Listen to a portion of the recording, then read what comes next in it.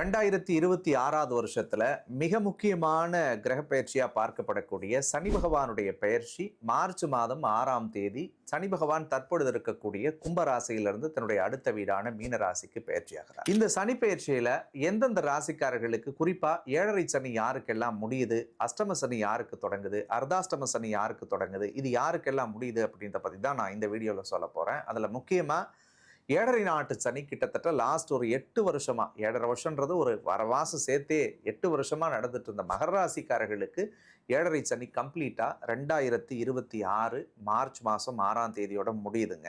ஏழரை சனி யாருக்கு தொடங்குது அப்படின்னா மார்ச் 6ஆம் தேதியிலிருந்து மேஷராசிக்காரர்களுக்கு சிரசு சனியாக தொடங்குது. முதல் 2.5 வருஷம் சனி பகவான் சிரசுல இருந்து அவங்களுக்கு ஏழரை சனியாக இருப்பார்.